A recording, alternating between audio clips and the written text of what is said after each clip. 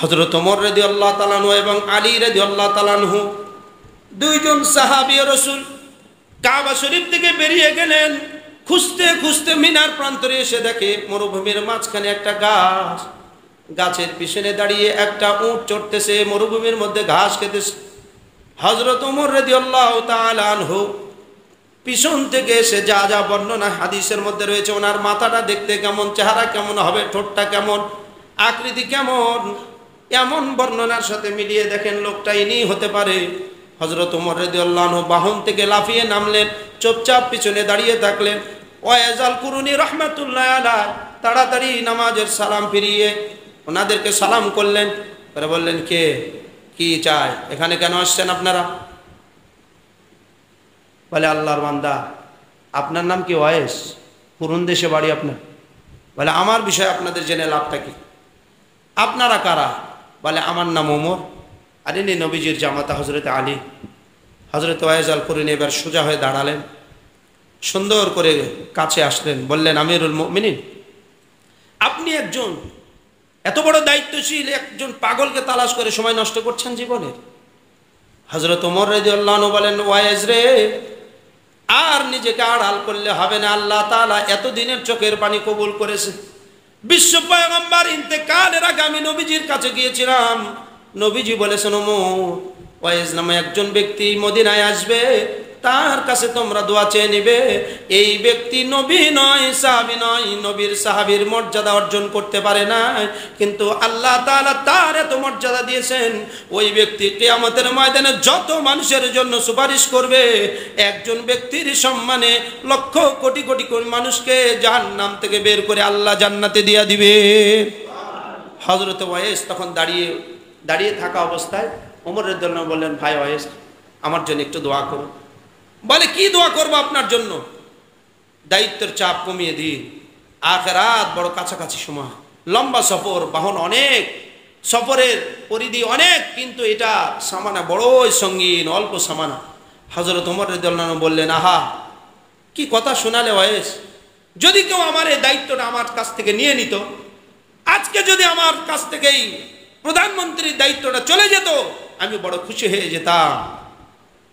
হযরত ওমর রাদিয়াল্লাহু আনহু অর্ধজাহানের মালিক হওয়ার পরও নিজের দায়িত্বটা কেউ নিয়ে নিক এটা চায়, অথচ আমাদের দেশের মানুষ বিনা ভোটেও সরকার হওয়ার স্বপ্ন দেখে কি দেখে না?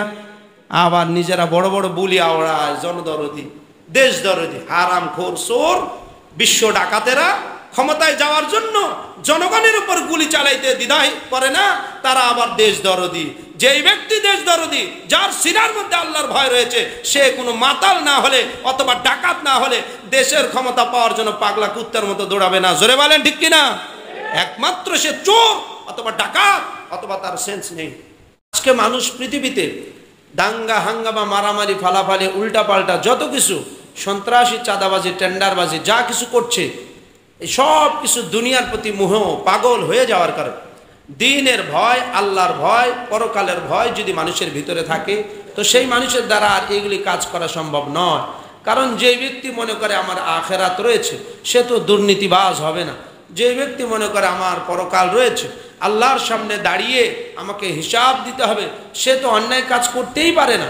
এই জন্য কোরআন তো এই কথাই বলেছেন, فأما من خاف مقام ربه ونهى النفس عن الهوى فإن الجنة هي المأوى। যে ব্যক্তি তার রবের সামনে দাঁড়াবার ভয়ে তার নফসকে কুখায়েশ থেকে, উল্টাপাল্টা কাজ থেকে হেফাজত করে, রব্বে জালিল তার জন্য অগ্রিম ঘোষণা হলো জান্নাতে রেডি করে রাখছেন। জোরে সোরে বলি সুবহানাল্লাহ। গত জুমায় আপনাদেরকে বলা হয়েছিল যে ওমরে ফারুক রাদিয়াল্লাহু তাআলা আনহু যুবককে দেখতে গিয়েছেন, যুবককে জিজ্ঞাসা করবেন, কিন্তু তার আগে আল্লাহ পাক তাকে দুনিয়ার থেকে নিয়ে গেছেন। সেই ঘটনা আপনারা জানেন। যারা আল্লাহর সামনে দাঁড়ানোকে ভয় করে, তাদের দ্বারা নাফরমানিমূলক কোনো কাজ হতে পারে না। এই জন্য কোরআন বলেছেন, ফামান ইয়ামাল মিসকালা যাররাতিন খায়রান ইয়ারা। অনুপরিমাণ কোনো কাজ যদি ভালো কাজ করে থাকো, এটাও কিয়ামতের দিন তোমাকে দেখানো হবে। ওয়া মান ইয়ামাল মিসকালা যাররাতিন শাররান ইয়ারা। ঠিক অনুরূপভাবে অনুপরিমাণ কোনো খারাপ কাজ যদি করে থাকো, এটাও কিয়ামতের ময়দানে তোমাকে দেখানো হবে। সুতরাং যারা পরিমাণ অন্যায় যদি আল্লাহর দরবারে দেখানো হয়, হাজার হাজার কোটি টাকা চুরি করে যারা দেশ থেকে ভেগে গিয়েছে, আজকে আবার চুরি করার জন্য যারা ক্ষমতায় যাওয়ার জন্য পাগলা হয়ে গেছে, এখন বুঝে থাকলে বলেন তাদের দিলে কি আসলে আল্লাহর ভয় আছে? আছে কি? যদি আল্লাহর ভয় থাকে বলেন দুনিয়ার কোনো নাদান নিজে কি ইচ্ছা করে কেউ চায় তার ঘাড়ে একটা বোঝা উঠুক? দুনিয়ার কোনো সুস্থ সবল জ্ঞানী মানুষ, বুঝমান মানুষ, সে কি চায় আমার ঘাড়ের উপর একটা বোঝা উঠিয়ে দেওয়া হোক? দুনিয়ার কোনো মানুষ কি বোঝা বহন করতে চায়? পিছনে লোকজন জবাব দিন, কেউ কি বোঝা বহন করতে চায়? কেউ তো বোঝা বহন করতে চায় না। সবাই চায় আমি ফ্রি থাকতে, টেনশন ফ্রি লাইফ হবে। হযরত ওয়াইস আল কুরুনি রাহিমাহুল্লাহর ব্যাপারে আমার যদি কোনোদিন সুযোগ থাকে বিস্তারিত বলা হবে। ওয়াইস আল কুরুনি রহমাতুল্লাহ আলাইহির জন্য হযরত ওমর রাদিয়াল্লাহু তাআলা আনহু একটানা হায়াতে জিন্দেগির 10 বছর দোয়া করছে, আল্লাহ ওয়াইস আল কুরুন নামক একজন ব্যক্তি যার ব্যাপারে ভবিষ্যৎবাণী নবীজি করে গেছেন তার সাথে আমাকে একটু দেখা করাও গো মালিক। জীবনের পড়ন্ত বিকালে একবারে যেই বছর হযরত ওমর রাদিয়াল্লাহু আনহু দুনিয়া থেকে বিদায় গ্রহণ করেছেন, ওফাতের বছর, ওই বছরে বিদায় হজের সময় ওমর রাদিয়াল্লাহু আনহুর যেটা জীবনের বিদায় হজ, দাঁড়িয়ে দ্ব্যর্থহীন ভাষায় ঘোষণা দিলেন, এই কুরুন এলাকার কোনো মানুষ কি হজে এসেছে? একদল লোক হাত উঠিয়ে বলে, হ্যাঁ আমরা কুরুন এলাকার মানুষ। বলে তোমাদের মধ্যে ওয়াইস নামে কোনো ব্যক্তি আছে কি? একজন আর একজনের দিকে তাকা, খলিফাতুল মুসলিমিন হযরত ওমর রাদিয়াল্লাহু আনহুর মতো মহা ব্যক্তিত্ব ওয়াইস আল কুরুনি নামের মাথা বোটা পাগলের খবর নিতেছে, ব্যাপারটা কি? একজন ব্যক্তি দাঁড়িয়ে বলে, আমিরুল মুমিনিন, আপনি দেশের প্রধানমন্ত্রী শুধু নন, অর্ধজাহানের মালিক। আপনার মতো একজন মহা ব্যক্তিত্ব যিনি জান্নাতের সার্টিফিকেট পেয়েছেন নবীজির জবান থেকে, আপনি একজন মহাবীর, আপনি একজন পুরা অর্ধজাহানের মালিক, এমন একজন ওয়াইস কুরুন নামক একজন ব্যক্তিকে তালাশ করতেছেন, তাকে আমরা মাথা মোটা মনে করি, বুদ্ধিজ্ঞান খাটো, সে আমাদের রাখাল, এমনকি এমন নাদান রাখাল ঠিক মতো বেতন না দিলেও কিছু জোরাজুরি করে না। হযরত ওমর রাদিয়াল্লাহু আনহু এই কথা শুনে মন খারাপ করলেন, করে বললেন, এই তোমাদের রাখাল হয় না মাথা মোটা, এগুলি কি আমি জানতে চেয়েছি মিয়া? ওয়াইসকে দেখোছে কিনা বা এই হজের সফরে সে আসে কিনা এটা তো আমাকে বলবে। লোকটি বলে, আমিরুল মুমিনিন, যদি আপনি কিছু মনে না করেন, সম্ভবত কাবার চত্বরের মধ্যে চতুর্দিকে 10 কিলো হুদুদে হারামের এরিয়া, এই 10 কিলোর মধ্যে আমাদের যেহেতু সে রাখাল, উট চড়ায়, কোনো না কোনো ব্যক্তির উট সে চড়াতেছে, এর মধ্যেই সে আসে, হজের সফরে এসেছে, আমার চাচাতো ভাই হয় ওয়াইস, আমি জানি। হযরত ওমর রাদিয়াল্লাহু তাআলা আনহু এবং আলী রাদিয়াল্লাহু তাআলা আনহু দুইজন সাহাবী রাসূল কাবা শরীফ থেকে বেরিয়ে গেলেন। খুঁজতে খুঁজতে মিনার প্রান্তরে এসে দেখে মরুভূমির মাঝখানে একটা গাছ, গাছের পিছনে দাঁড়িয়ে একটা উট চড়তেছে, মরুভূমির মধ্যে ঘাস খেতেছে। হযরত ওমর রাদিয়াল্লাহু তাআলা আনহু পিছন থেকে এসে যা যা বর্ণনা হাদিসের মধ্যে রয়েছে, ওনার মাথাটা দেখতে কেমন, চেহারা কেমন হবে, ঠোঁটটা কেমন, আকৃতি কেমন, এমন বর্ণনার সাথে মিলিয়ে দেখেন লোকটা ইনি হতে পারে। হযরত ওমর রাদিয়াল্লাহু আনহু বাহন থেকে লাফিয়ে নামলেন, চুপচাপ পিছনে দাঁড়িয়ে থাকলেন। ওয়াইস আল কুরুনি রাহমাতুল্লাহ আলাইহি তাড়াতাড়ি নামাজের সালাম ফিরিয়ে ওনাদেরকে সালাম করলেন, করে বললেন, কে কি চায়, এখানে কেন আসছেন আপনারা?